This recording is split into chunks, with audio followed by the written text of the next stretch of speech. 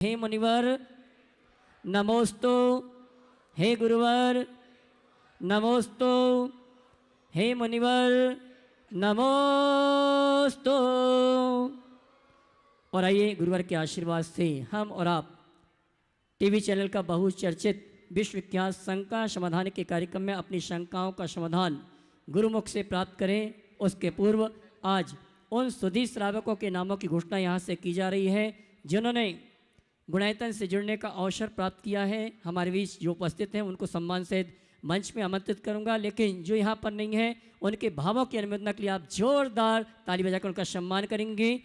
स्वर्ण दान देने का स्वभाव प्राप्त किया श्री सुकौशल जी, चंद्रेश जी, शैलेश जी, रोहित जैन ग्वालियर, इन्होंने स्वर्ण आभूषण दिया है। इनके सम्मान के लिए जोरदार ताली बजाकर इनका सम्मान करें। इसी क्रम में निर्माण निधि के रूप में श्रीमान वीरेंद्र कुमार जी, श्रीमती सुनीता जी, गौरव जी इंदौर, सुनीता जी विलास मिरकुट्टी मालेगांव वाशिम, इन्होंने निर्माण निधि के रूप में गुणायतन से जुड़ने का सौभाग्य प्राप्त किया। मैं चाहूँगा इनके भावों की अनुमोदना के लिए आप जोरदार ताली बजाकर इनका सम्मान करें। और आइए मैं उस श्राविका को आमंत्रित करूँगा जिन्होंने अपनी माता पिता की सेवा के लिए अपना पूरा जीवन समर्पित कर दिया है और आज गुणायतन ट्रस्टी के रूप में गुणायतन से जुड़ने का अवसर प्राप्त किया है। मैं सम्मान सहित आमंत्रित करूंगा कुमारी सीमा जी, स्टेट बैंक विजयनगर, जिन्होंने आज गुणायतन ट्रस्टी के रूप में जुड़ने का अवसर प्राप्त किया है। सम्मान सहित मंच पर आमंत्रित करूंगा। बिहार परम पूज्य मुनिवर के चरणों में नमन करते हुए आशीर्वाद प्राप्त करेंगी और उनके सम्मान के लिए मैं आमंत्रित करूंगा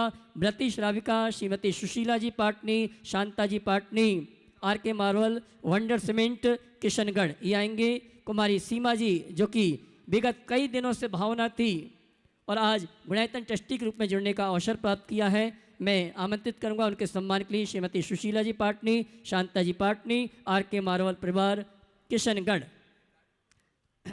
और आइए चलते हैं हम और आप इस सम्मान के कार्यक्रम के पश्चात आप सभी की ओर से परम पूज्य मुनिवर संधान सागर जी महाराज से निवेदन करेंगे आगे के कार्यक्रम के संचालन के लिए दोनों हाथ उठा के, और मैं आमंत्रित करूंगा सीमा जी रुक जाना यहाँ पर, श्रीमती चित्रा जी जिन्होंने इस अनुष्ठान में अखंड दीपक स्थापित करने का सौभाग्य प्राप्त किया है। अगर उपस्थित हैं तो बहन सीमा जी का गुणायतन परिवार की ओर से सम्मान करें जो कि हमारे गुणायतन की श्रोमणी संरक्षक हैं।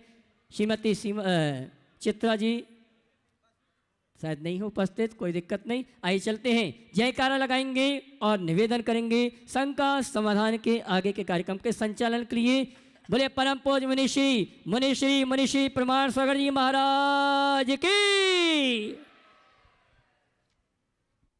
चलते हैं विधान का दूसरा दिन, अष्टानी का पर्व का पहला दिन, और गुरु चरणों में आज शंका समाधान के लिए किन्हीं को जाना भी है, इसलिए पहले उनको ही लेंगे कि आज अपने बीच में गुणायतन के शिरोमणि संरक्षक विजय जी सरावगी, मातेश्वरी चंदा जी सरावगी के साथ में यहाँ पर उपस्थित है।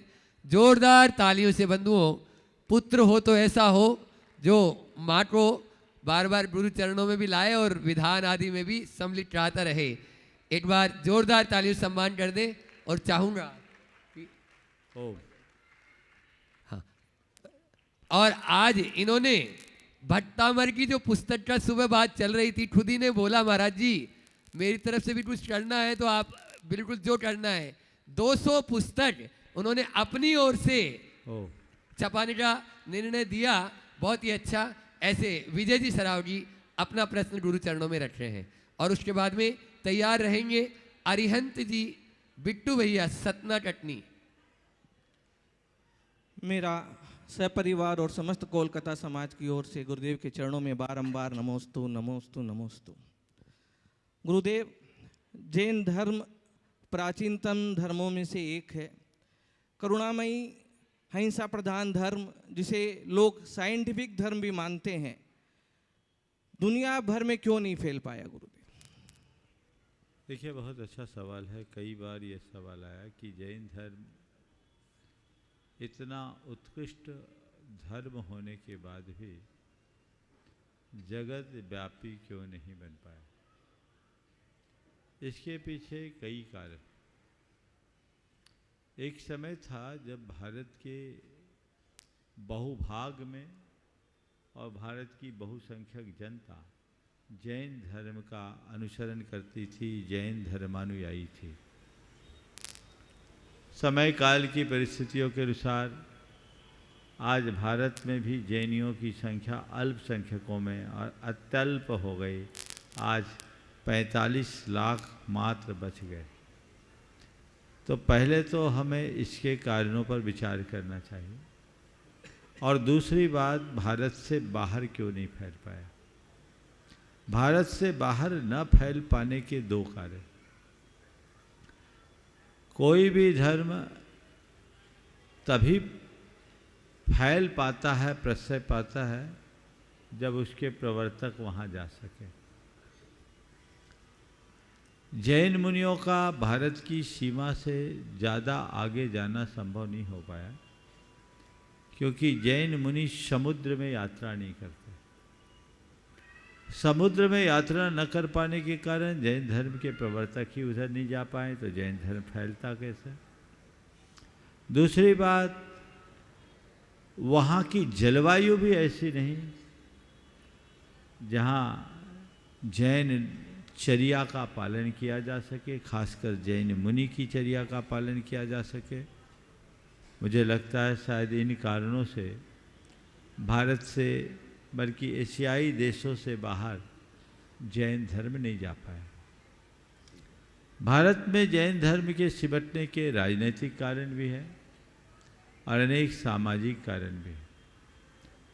भारत की राजनीतिक अस्थिरता जैन धर्म के पतन का एक बड़ा कारण है। हम अगर जैन धर्म के इतिहास को पलट कर देखते हैं तो हम पाते हैं कि ऐसा अनेक बार हुआ है जब हजारों हजारों जैन मुनियों को की बलि दी गई।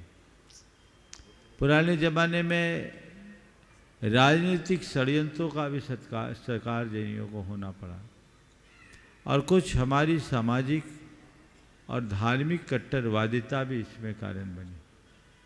फिर भी मैं आज के इस युग को एक स्वर्ण युग के रूप में देखता हूँ कि टेक्नोलॉजी के युग में, बल्कि एडवांस टेक्नोलॉजी के युग में, हम आज जैन धर्म और जैन धर्म के मूल तत्वों को संपूर्ण विश्व में फैला रहे हैं, और न केवल फैला पा रहे हैं अपितु लोगों को जैन धर्म के प्रति आकर्षित करने में भी सफल हो रहे हैं। हमें चाहिए कि हम जैन तत्व ज्ञान को ठीक रीति से प्रसारित करें, उसे जन कल्याणोन्मुखी बनाने का प्रयत्न करें, ताकि लोग उसे और बेहतर ढंग से समझ सके, जान सके। नमोस्तु गुरुदेव।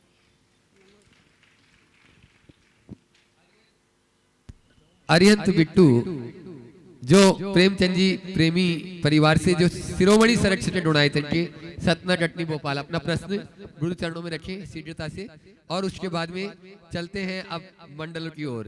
और आज बिट्टू नहीं, चलिए अगला। ठीक है, अगला प्रश्न करेंगे। दिलीप गोदा परिवार यहाँ पर उपस्थित हो चुके हैं। दिलीप गोदा परिवार जिनके एक नहीं दो मंडल उन्होंने शिरोमणि संरक्षक डोनायतन और अखंड दीपक प्रज्वलन करता हुए 3 मंडल। हाँ ठीक है, बहुत बड़े जोरदार ताली बजा दी दिलीप गोदा परिवार के लिए। और वे अपना प्रश्न गुरु चरणों में रखे हैं, और उसके बाद में KS गारमेंट परिवार तैयार रहेंगे। अरिहंतों की वाणी का जो देते सत्य प्रमाण है, शंका का समाधान करे उन गुरु को नम्र प्रणाम है। जय गुरुदेव, जय गुरुदेव, जय गुरुदेव, जय गुरुदेव। त्रय गुरुवर को मेरे नमोस्तु, छुल्लक जी महाराज को इच्छामि।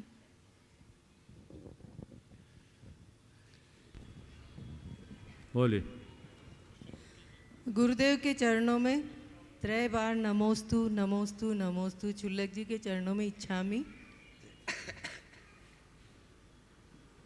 गुरुदेव, मुझे दोबारा इस सिद्ध चक्र मंडल विधान में बैठने का मौका मिला है, तो मैं तो अपने आप को बहुत ही भाग्यशाली समझती हूँ। भाग्यशाली वे नहीं होते जिन्हें सब कुछ अच्छा मिलता है, बल्कि वे होते हैं जिन्हें जो मिलता है उसे वो अच्छा बना लेते हैं। चलने वाले पैरों में भी कितना फ़र्क होता है, एक आगे और एक पीछे होता है, लेकिन न तो आगे वाले को अभिमान होता है न पीछे वाले का अपमान, क्योंकि उन्हें पता होता है कि कुछ समय में ही परिस्थिति बदलने वाली है। तो हमारा जीवन भी गुरुदेव इसी तरह से है। तो इस आगे पीछे की परिस्थिति में सामंजस्य कैसे बैठाएं और जीवन को सही तरीके से कैसे जिएं, शंका का समाधान करिए देखिए, गुरुदेव। पैर आगे पीछे होने के बाद भी पैर में कुछ आगा पीछा नहीं होता, क्योंकि पैर का संबंध है हमारे मस्तिष्क से है और मस्तिष्क का संबंध हमारे लक्ष्य से। जब व्यक्ति अपने मूल से जुड़ा हो और उसकी दृष्टि उस पर लक्ष्य पर केंद्रित हो जाए, तो ये सब बातें अपने आप अलग हो जाती है। हमें चाहिए कि हम लक्ष्योन्मुखी बने और अपनी दृष्टि को तदनुरूप स्थापित करें। नमोस्तु गुरुवर। केएस गारमेंट परिवार अगला प्रश्न कर रहे हैं। चलिए, एक की ही अनुमति है ऐसे। और हाँ, हमारे सभी बोलो जल्दी। हाँ, भक्तजनों के समक्ष विराजित साधु सीधे परमेष्टि सवाल को करिए, साधु सीधे। परमेष्टि को ओम नमोस्तु नमोस्तु समय बचा नमोस्तु। लो, दूसरे काम आ जाएगा, जल्दी कर लो। मैं ये जानना चाहती हूँ गुरुवर कि जब अरिहंत भगवान अपनी केवल वाणी को खिरा देते हैं, उसके पश्चात 2 ध्यान उनके बाकी रहते हैं, उस बीच में वो क्या करते हैं? क्योंकि जो पाना था वो तो पा लिया, देखिए, फिर उसके बाद क्या करते हैं? अरहंत भगवान का जो ध्यान है वो महज औपचारिक ध्यान। यथार्थ देखा जाए तो उन्होंने ध्यान के फल को पा लिया। केवल ज्ञान ध्यान का ही फल जिसे उन्होंने प्राप्त कर लिया। समझिए, ये अरहंत भगवान के लिए जो ध्यान कहा जाता है वह केवल उपचार से कहा जाता है। समझ गए? चूँकि एक क्रिया होती है सहज, वो अनायास करते हैं। चित्त के निरोध का नाम ध्यान है। जो चित्त के पार चले गए वहाँ चित्त का निरोध क्या? पर कर्म निर्जरा का एक संयोग और योगों का निरोध वहाँ दिखता है, इसलिए वहाँ ध्यान कहा जाता है। यथार्थ वहाँ ध्यान नहीं हो। आगे केएस गारमेंट परिवार इंदौर, वे अपना प्रश्न कर रहे हैं और उसके बाद में तैयार रहेंगे धर्मेंद्र जैन परिवार, जो इस पूरे चातुर्मास के कार्याध्यक्ष भी रहे। नमोस्तु पूरा महाराज परिवार जी। के साथ में तैयार रहे। नमोस्तु महाराज जी, नमोस्तु महाराज जी। केएस गारमेंट परिवार से सब नमोस्तु महाराज जी। मैं सम्यक समाधि प्राप्त करना चाहता हूँ, क्या करूँ? सम्यक समाधि प्राप्त करने के लिए क्या करूं? उम्र के जिस पड़ाव में पहुंच गए हो उसमें सबसे पहली ज़रूरत तो ये है कि अब आप थोड़े से अपने आप को गोरख धंधे से मुक्त करो, दुनियादारी से मुक्त करो, व्यापार व्यवसाय और घर गृहस्थी के कार्यों से अपने आप को मुक्त करके स्वयं के प्रति अपनी जिम्मेदारियों को सुनिश्चित करें। तब आप अपनी समाधि कर पाएंगे। रात्रि में चारों प्रकार का आहार त्यागें, व्रती बनने का लक्ष्य बनाएं और थोड़ा सत्संग और स्वाध्याय से जुड़े, फिर बाकी बातें अलग से कर लें। नमोस्तु महाराज जी, नमोस्तु। नमोस्तु धर्मेंद्र जैन परिवार, वे अपना प्रश्न गुरु चरणों में रखे हैं और उसके बाद में तैयार रहेंगे जो आप लोगों की सबसे जरूरी व्यवस्था बना रहे हैं हर प्रकार से, गिन्नी गोल्ड परिवार। नमोस्तु महाराज जी, इच्छामी महाराज जी। महाराज जी, क्वेश्चन ये है कि जब हम यहाँ से जाएं तो कैसे अपनी बैटरी को रिचार्ज करके लेके जाएं ताकि अंतिम समय में हमारी बैटरी लो नहीं हो। नमोस्तु महाराज जी। बैटरी को रिचार्ज करके जाएं, पहले ही चार्ज करो बाद में रिचार्ज। पहले चार्ज करोगे तब तो रिचार्ज। तो मैं कहता हूँ बैटरी को फुल चार्ज करके जाएं और बैटरी में अनावश्यक फंक्शन ना आने दें। लिमिटेड एप्लीकेशंस का उपयोग करें जितना ज़रूरी है, जिसमें हमारी कम बैटरी खपे और उसका फंक्शन ज़्यादा हो। समझ गए? और चार्ज कब होंगे? फुल चार्ज तब होंगे जब आप अपनी कनेक्टिविटी को व्यवस्थित बना के रखेंगे। निकटता से सत्संग और सानिध्य पाने वाला अपने जीवन में व्यापक रूपांतरण घटित कर पाता। एक की अनुमति। गिनी गोल्ड परिवार आने में समय है। हाँ, उपस्थित है यहाँ पर? नहीं, अगला तब तक इस पूरे अनुष्ठान के चातुर्मास के मुख्य यजमान अशोक जी, मुकेश जी पाटोदी, मुकेश विजय संजय पाटोदी, पूरा पाटोदी परिवार एक प्रश्न करेगा आज, और उसके बाद में एक ही। हाँ, एक प्रश्न करें और उसके बाद में तैयार रहेगी सीमा अच्छा, जैन। अभी तो पूछो, एक तो पूछो। Seema Jain, State Bank, Vijaynagar. Hello, नमोस्तु महाराज जी।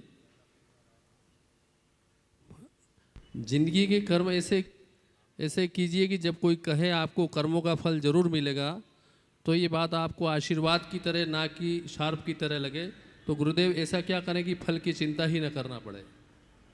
देखिए, फल की चिंता ही न करना पड़े, इसके लिए क्या करें? कुछ मत करो, हृदय में भगवान की वाणी को आत्मसात कर लो, हृदय में भगवान को बिठाल दो। जिसके हृदय में भगवान विराजमान होते हैं, जिसके हृदय में तत्व के प्रति सम्यक श्रद्धा होती, वह केवल कर्म करता है, फल की इच्छा नहीं करता। जिसकी श्रद्धा कमज़ोर होती है, वो कर्म कम करते हैं, फल की इच्छा ज़्यादा। महाराज जी, एक प्रश्न रितिका ने भेजा है जयपुर से। चाचा नेहरू के अनुसार आज के बच्चों कल का भारत बनाएंगे, पर आज के समय तकनीकी प्रगति के कारण प्रतिस्पर्धा ने बच्चों को जीवन बदल दिया है।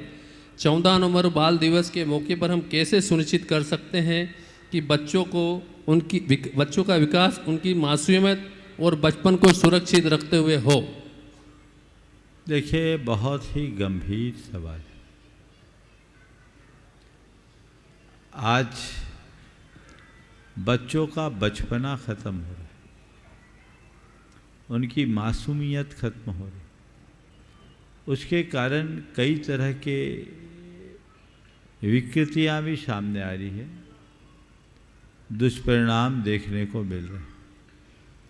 इनके पीछे सबसे बड़ा कारण आज के समय में है वह प्रेम, परस्परता और सहजीवन जैसे मूल्यों का अभाव। अब संयुक्त परिवार खत्म हो गया, एकल परिवार रहा, और एकल परिवार में भी अब बच्चों के लिए बच्चे नहीं मिलते। जब बच्चों के लिए बच्चे न मिले तो बचपना कैसे पले? हमें चाहिए कि बच्चों के लिए बचपना पलने के योग्य वातावरण दें, और इसके लिए सबसे पहली ज़रूरत है कि माँ बाप बच्चों को स्नेह दें, निकटता दें, समय दें, और साथ ही बच्चों के लिए वैसा वातावरण दें। आज इन सब बातों का अभाव दिखता है, जिसके परिणाम स्वरूप बच्चे बड़े हो जाते हैं, बचपने से वंचित हो जाते हैं। छोटा छोटा बच्चा ही टेक्नोलॉजी से जुड़ जाता है, मोबाइल से जुड़ जाता है, इंटरनेट का प्रयोग करने लगता है, तो उससे उसका जो जीवन का भावनात्मक पक्ष है वो कमज़ोर होता है। और जहाँ भावनात्मकता कमज़ोर होती है, वहाँ जीवन बेहतर नहीं बन सकता। तो हमें कुल मिलाकर ऐसी भावनात्मकता को ठीक करने का प्रयत्न करना चाहिए।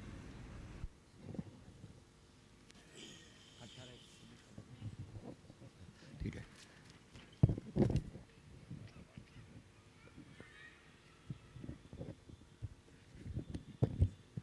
महाराज जी के चरणों आर्यन, में नमोस्तु हाँ, नमोस्तु एक मिनट। नमोस्तु। नहीं, अभी रुको। सीमा जैन।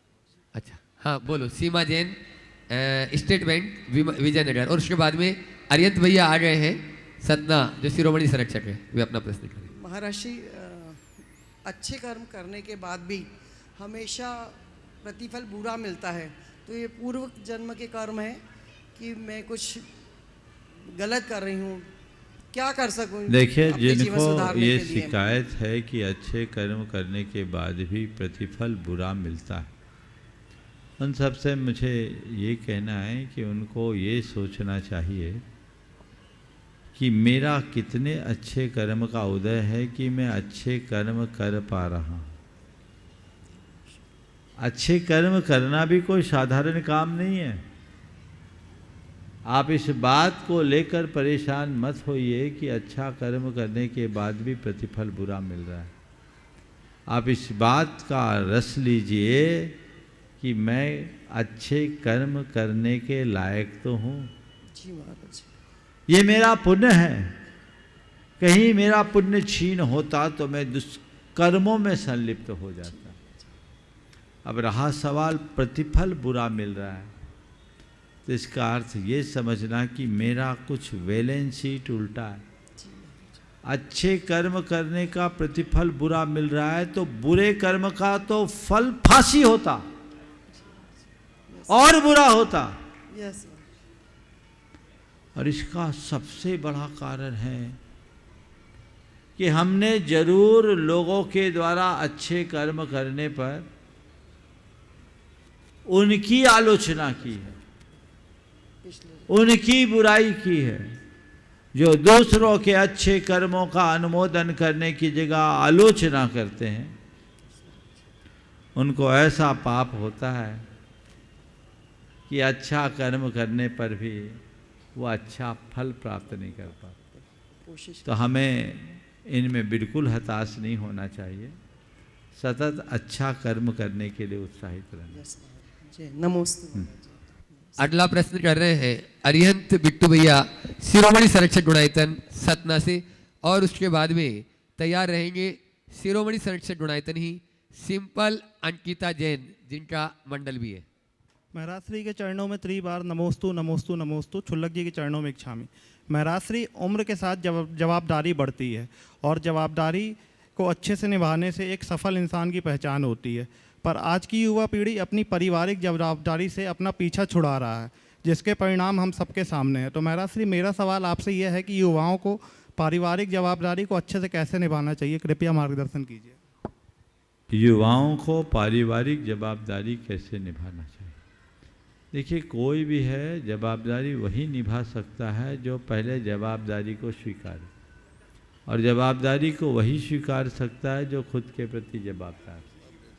आज के समय में सबसे बड़ी गड़बड़ी ये है कि आज का युवा खुद के प्रति जवाबदार नहीं, और जो स्वयं के प्रति जवाबदार नहीं होगा वो औरों के प्रति जवाबदारी को नहीं निभा पाएगा।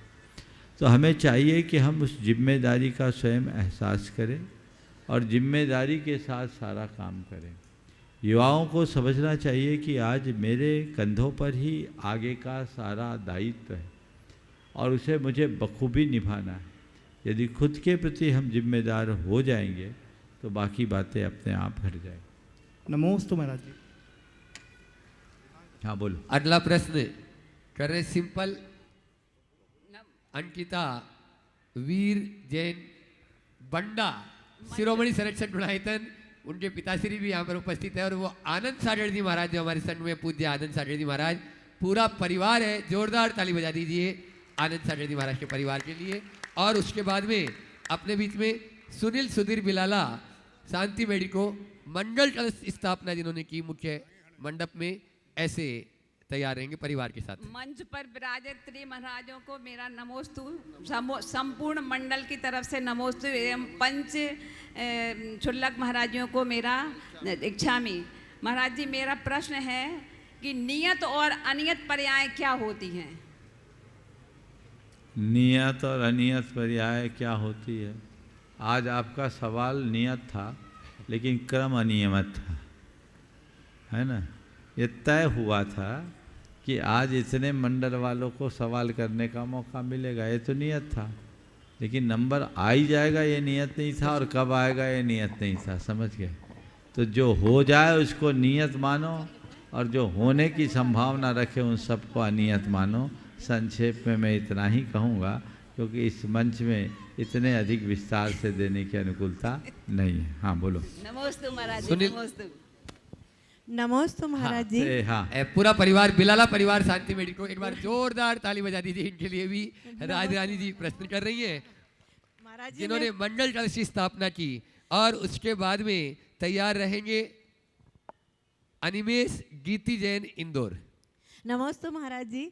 आपके सानिध्य में हम सिद्ध चक्र मंडल विधान का ये वो कर रहे हैं, तो मुझे लगता है कि हमें कितने पुण्यों का हमने ये वो संकलन कर लिया है या फिर इकट्ठा कर लिया है कि हमें अगले भाव तक भी हमें कुछ करना ना पड़े।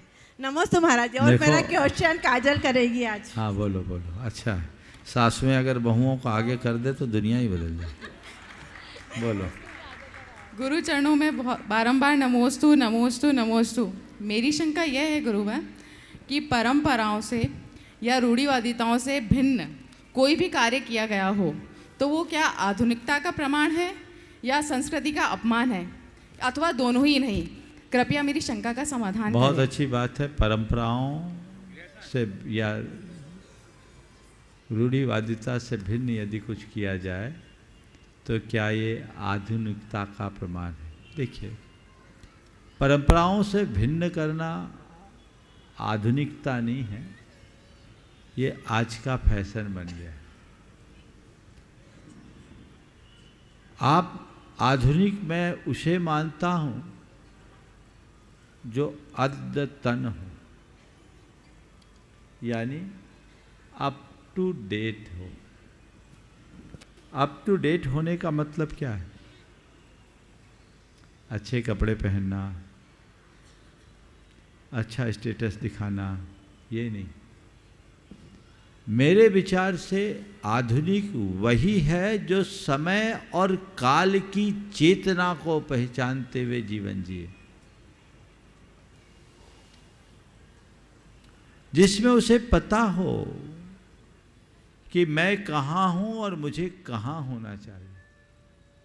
इस प्रकार की आधुनिकता जीवन माननी चाहिए। वैसी आधुनिकता हो तो ठीक है जिसमें मौलिकता भी जुड़ी है। आज परंपरा के विद्रोह का नाम या परंपरा के विरोध को ही लोगों ने आधुनिकता मानने का भ्रम पाल लिया। नहीं, आधुनिक हम तभी होंगे जब हम समय काल को देखते हुए अपने जीवन को ढालेंगे और अपनी मौलिकता को सुरक्षित रख करके चलेंगे। तो मौलिकता सुरक्षित रख कर चलें। नमोस्तु महाराज। और इसके बाद में अनिमेश गीती जैन इंदौर, वे अपना प्रश्न कर रही है और तैयार रहेंगे, अपना अनुभव बता रहे हैं वे। और उसके बाद में देश नहीं विदेश से भी यहाँ मंडलों में अपनी आराधना कर रहे हैं सिद्धों की। ऐसे दिलीप सुमन जी बोबरा जो आपके इंदौर के ही हैं, लंदन से अपने बीच में है, doctor Phoenix America, Phoenix America. अच्छा, दिलीप सुमन जी, डॉक्टर दिलीप जी बोबरा तैयार रहेंगे। महाराज जी को त्रिवार नमोस्तु और छुल्लक जी को इच्छामी। मैं अपना एक अनुभव साझा करना चाहूँगा जो कि भावना योग से जुड़ा हुआ है।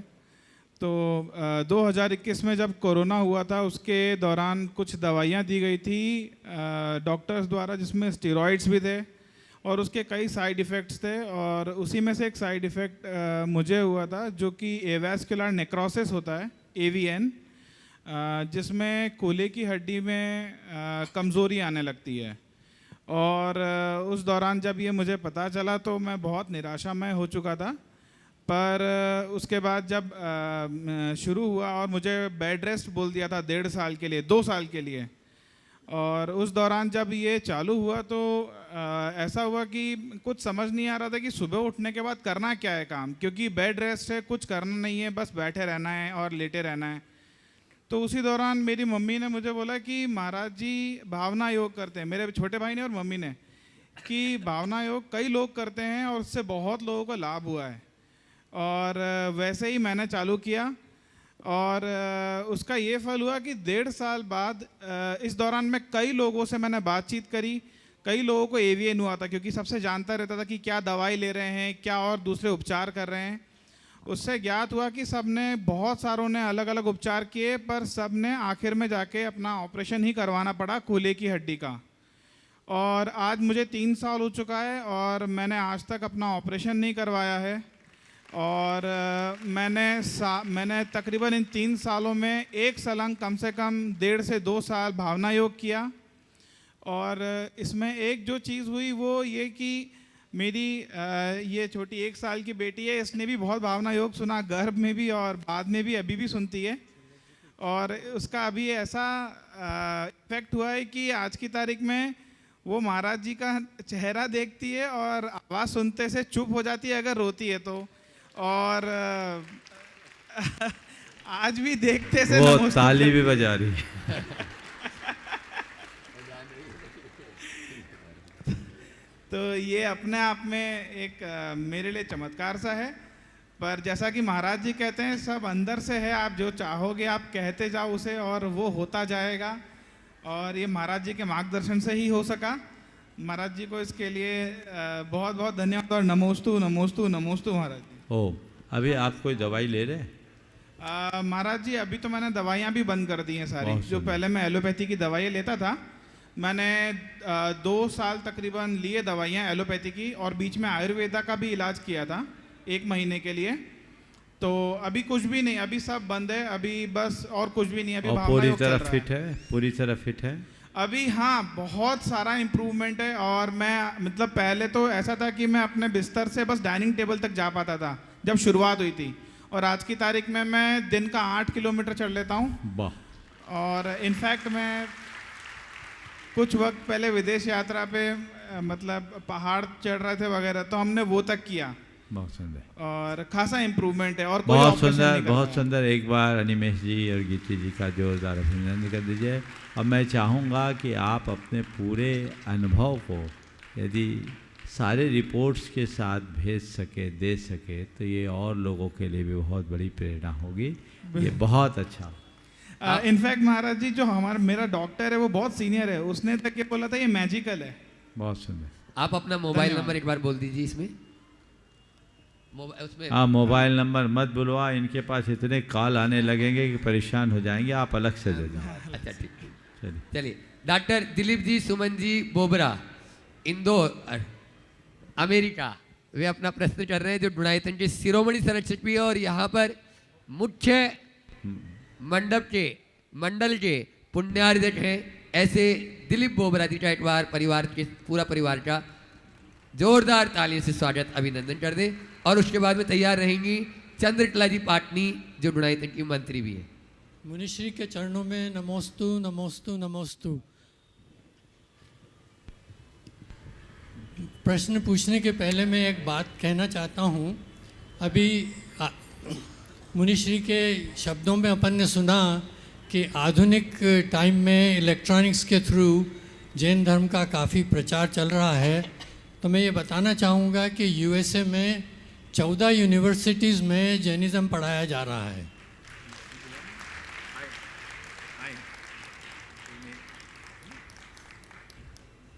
मेरा छोटा सा प्रश्न ये है कि ये कहा जाता है कि आत्मा जो है वो विभाव अवस्था में राग द्वेष और मोह का कर्ता होती है, और मन भी राग द्वेष मोह का कर्ता होता है।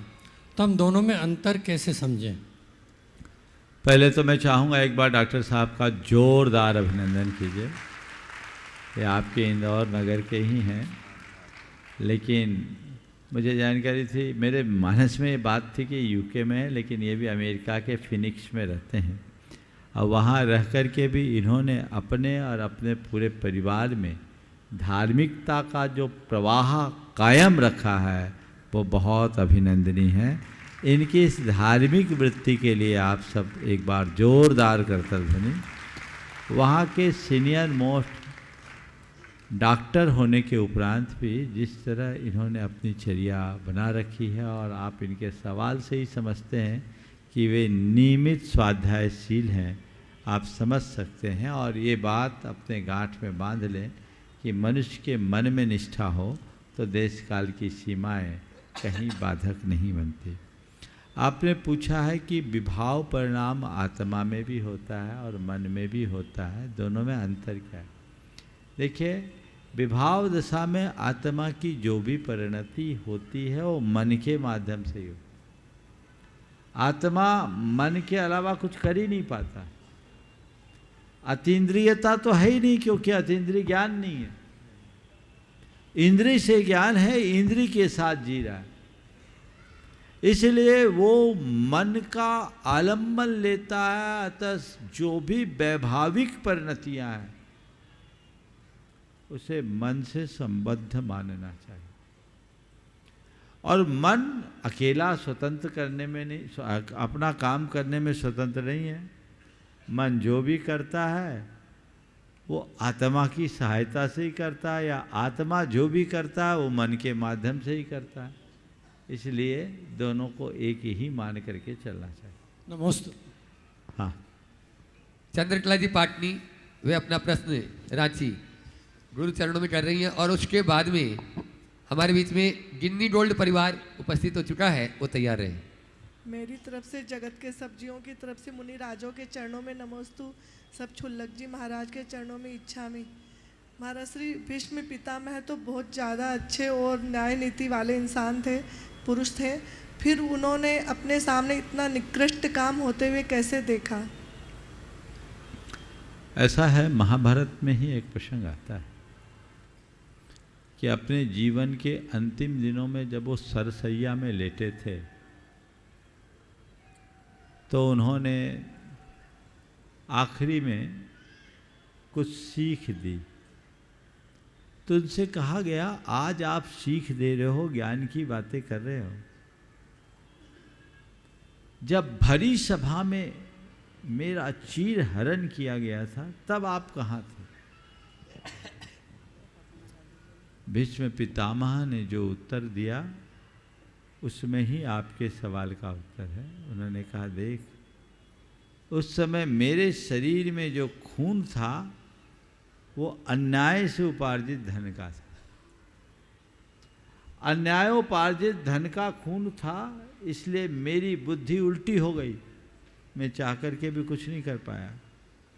आज सरसैया में लेटने के उपरांत मेरा सारा दूषित रक्त जब चला गया, बाहर निकल गया, तब मेरी सद्बुद्धि जागृत हुई और इसीलिए मैं कुछ कहने की स्थिति में हूँ।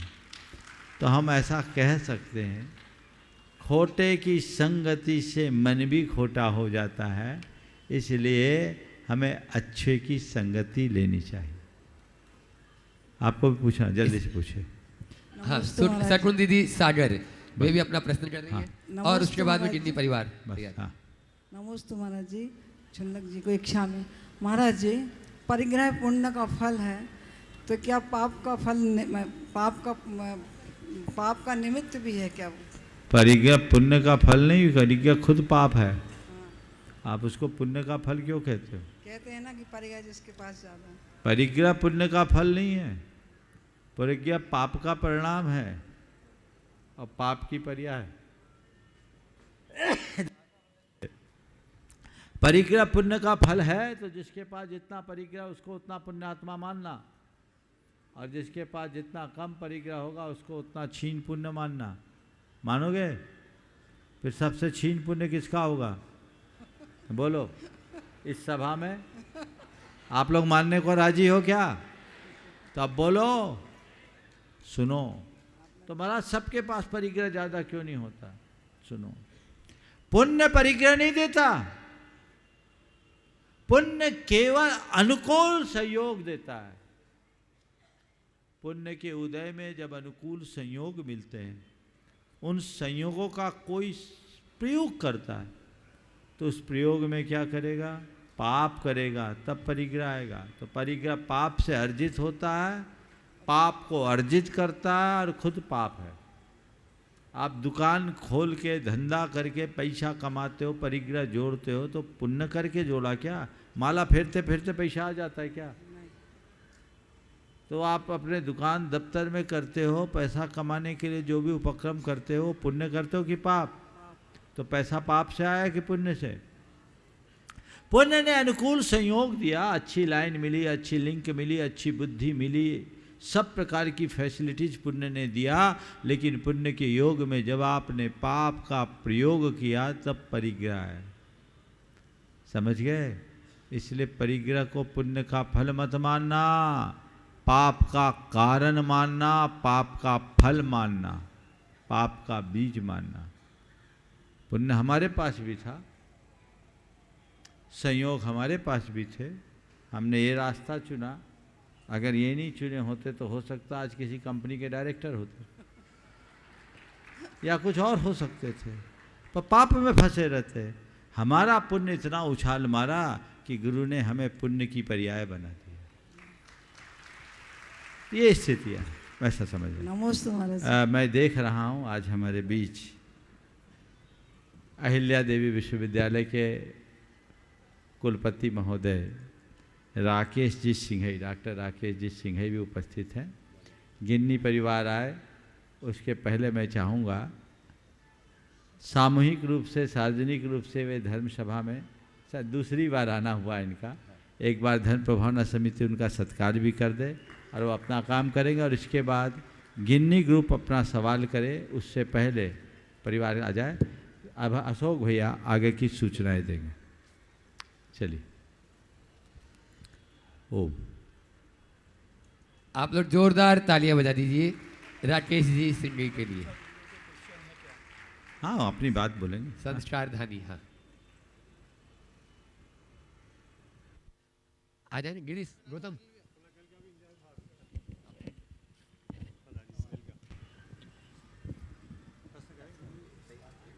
ओम। परिवार आ गया। इसके बाद ब्रह्मचारी अशोक भाई को बुला लूँ। हाँ हाँ, राकेश। गुरुवर महाराज के समक्ष नमोस्तु नमोस्तु। जैन समाज में जो मुझे मिला है और वो सम्मान, जब आपके समक्ष में आता हूँ तो एक श्रेष्ठतम पुरुष के सामने खड़ा हो जाता हूँ, और वही मेरी एक अनुभूति है कि मैं इस समाज और इस समय इस युग में हूँ, और जो आपके सम्मुख हूँ मैं एक छोटा सा आदमी। मेरा आपको बहुत बहुत नमन, नमोस्तु। हमको मार्गदर्शन देते रहें, हमारे विश्वविद्यालय को अपना आशीर्वाद देते रहें, और मैं आमंत्रित करना चाहूँगा आपको विश्वविद्यालय में पुनः।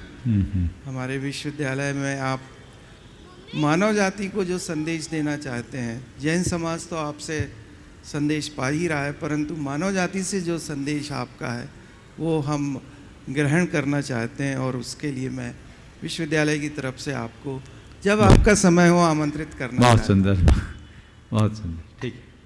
गिन्नी गोल्ड परिवार, गजेंद्र जी, गिरीश जी, गौतम जी, जिनकी तरफ से संपूर्ण अनुष्ठान में भोजन व्यवस्था है, एक बार जोरदार तालियां बजा दीजिए। और उसके बाद में बाल ब्रह्मचारी अशोक भैया जी, जो इस अनुष्ठान के मुख्य विधानाचार्य, वे अपना यहाँ पर उद्बोधन करेंगे। नमोस्तु गुरुवर। मेरा प्रश्न है, मंडल के केंद्र में श्री सिद्ध बीजाक्षर, जिसमें हा अक्षर के ऊपर, फिर से बोलिए। मंडल के केंद्र में श्री सिद्ध बीजाक्षर, जिसमें हा अक्षर के ऊपर और नीचे रा की रेफ अंकित है। गुरुवर, मैं जानना चाहती हूँ कि इसका निर्दोष उच्चारण कैसे होता है। देखिए, ये एक विशेष मंत्र है, और ये मंत्र केवल का बीज है, केवल ज्ञान का बीज है। हम लोग जब भगवान की प्रतिष्ठा संपन्न करते हैं तो नाभि में इस मंत्र की स्थापना करते हैं, जिसमें ऊपर रेफ, नीचे रेफ और बिंदु। ऊर्ध्वाधोरयुतम स बिंदु सपरम ब्रह्मस्वरावेष्टितम, जिसके ऊपर और नीचे रेफ है और बिंदु है, और चारों ओर ब्रह्म स्वर है। आ से लेकर के अह तक स्वर है ना। वर्गा पूरी दिग्गताम्बुजदलम तत्संधि तत्वान्वितम, उसके चारों तरफ कवर्गादिक वर्ग है। वर्गा पूरी अंतः पत्र तटे सुनाहत युतम, और उनके पत्र के तट में अंत में अनाहत यानी ओम है।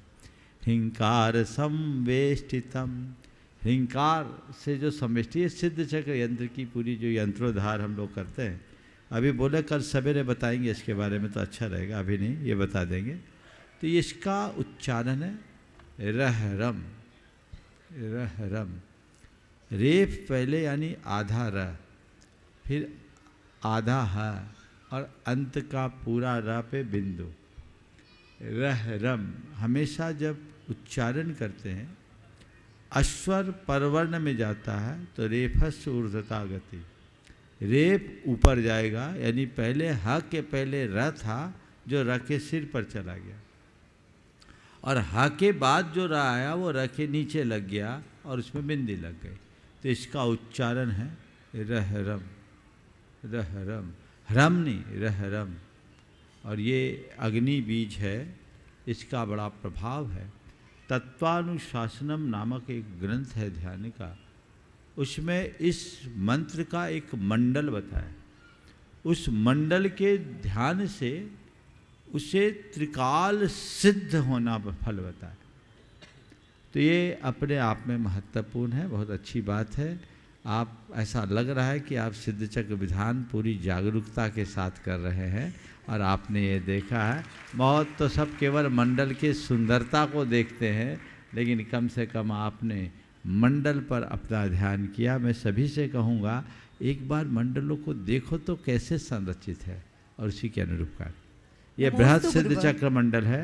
इसमें अभी जो आपने बोला है, हमने जो कारिका बोली लघु सिद्धि चक्र यंत्र में, ये बृहद है, इसमें अन्य चीज़ें भी जोड़ी गई।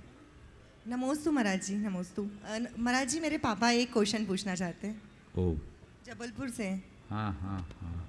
महाराज श्री के चरणों में अरविंद है ना? नमस्ते जी। मैं अरविंद जैन, जबलपुर प्रदीप स्कूटर केवल चंद जी, केवल चंद जी के यहाँ से, प्रदीप स्कूटर से। जी जी महाराज जी,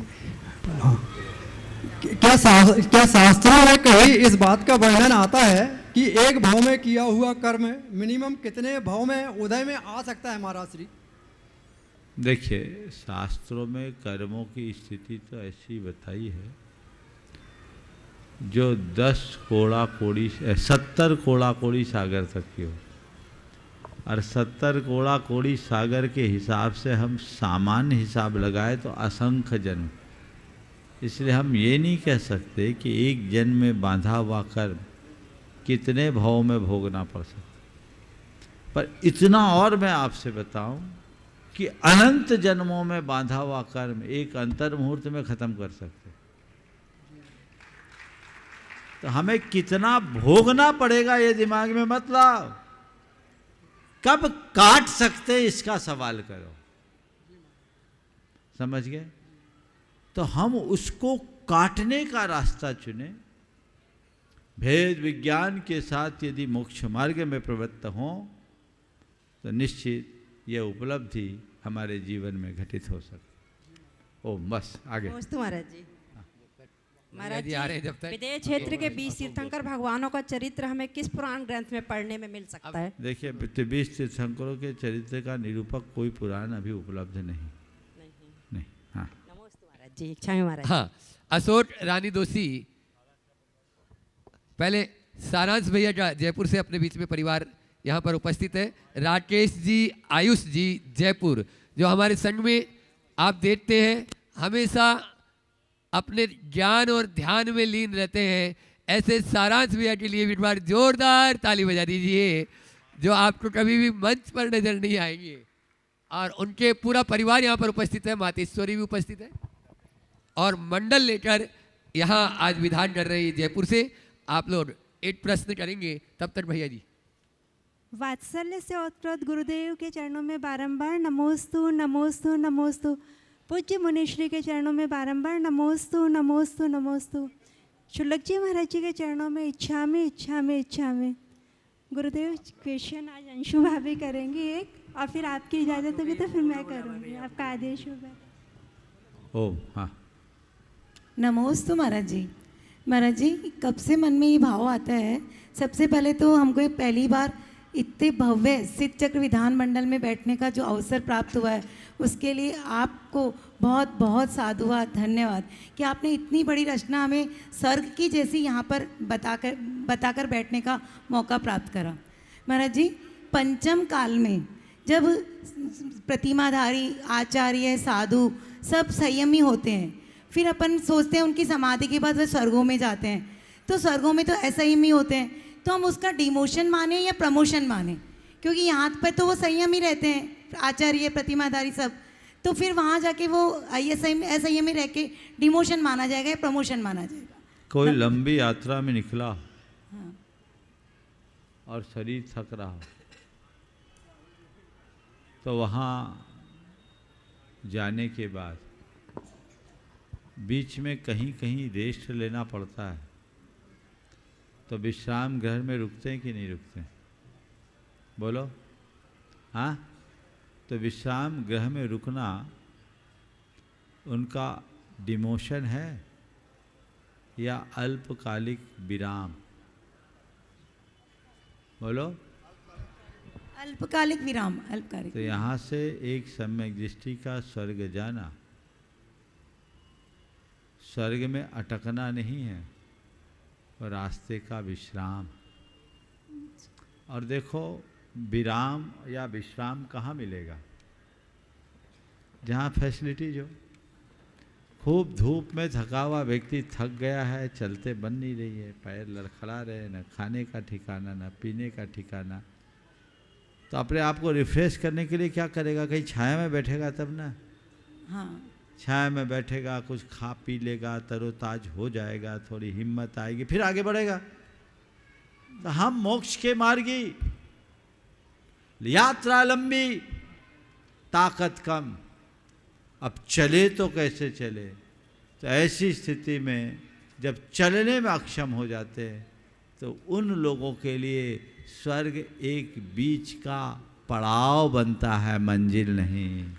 और वो सोचते हैं जल्दी रिफ्रेश होऊंगा और मुझे तो अपने गंतव्य तक पहुंचना है। समझ गए? इसलिए इसे डिमोशन मत मानिए, इसे सहज प्रक्रिया के रूप में देखने का प्रयास कीजिए। ये सबको ध्यान रख रहा है। बंधुओं, आने वाले दिनों में आज से सिद्ध चक्र मंडल, कल से ही आप लोगों ने सिद्ध चक्र महामंडल विधान को जिस उल्लास और उमंग के साथ यहाँ अपनी सहभागिता दी है, जो आनंद आपने देखा, आज सुबह का जो वातावरण था पूरे देश ने उसे देखा होगा। शाम के लोगों को अगर झलक दिखा सको तो आप लोग दिखा सकते।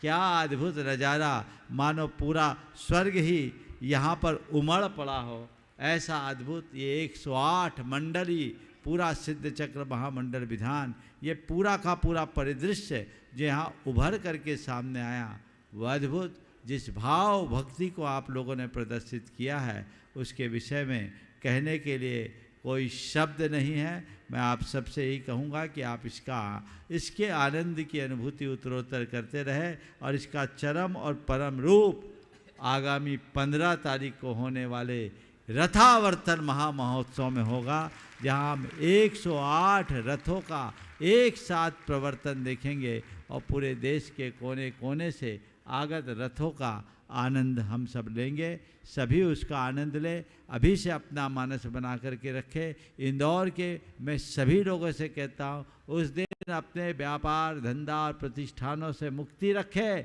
और अपने सारे रिश्तेदारों और नातेदारों को यहाँ आमंत्रित कर ले, और आसपास के लोग भी यहाँ आकर के उसका पूर्ण आनंद ले, ताकि उस विधान का परिपूर्ण आनंद और रस सब लोग ले सके और पूरे विश्व में जिन शासन की महती प्रभावना का एक अच्छा परिदृश्य घटित हो सके, ये प्रयास आप सबको करना है। समय आप सबका हो गया, यहीं पर विराम। बोलिए परम पूज्य आचार्य गुरुवर श्री विद्यासागर जी महाराज।